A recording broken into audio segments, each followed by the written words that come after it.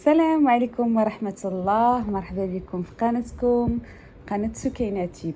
اليوم ان شاء الله فيديو جديد.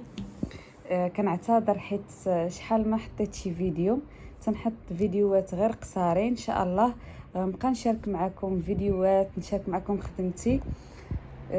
بزاف كيقولوا لي شاركي معنا الطريقه ديال الخدمه اللي كتحطي في فيديوهات قصيره.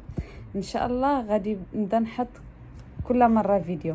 هاد الرشمه هادي يلا خرجتها، غادي نرشمها. هذا قفطان غادي نرشمها. قبل ما نرشمها ها هي يلا خديتها، غادي ندير ليها سكوتش، غادي نسكوتشها باش تبقى ليا الرشمه مزيانه. بغيت نشارك معكم هاد المعلومه هادي حيت كاينين بزاف تيقولوا لي الرشمه كتخسر لينا. الرشمه باش تساعدكم تساعدكم حتى في الرشم، من الاحسن تكون مسكوتشيه، ولكن اللي تيدير من فوق الرشمه ميكا، ولكن كنفضل انا من الاحسن تعملوا سكوتش احسن من الميكا. ها انا عملت ليها سكوتش بحال هكا. دابا صافي غادي نرشمها فوق القفطان ديالي.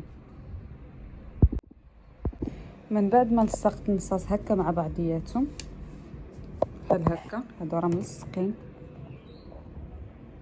لصقتهم مع بعضياتهم هكا باش غنرشم في خطره. ها انا من بعد ما تبت الرشمه ديالي بحال هكا، كنعمل بابي كربون من التحت وعملته من الفوق. ودابا غادي نبدا نرشم ان شاء الله. بسم الله، غنبداو على بركه الله في الرشم.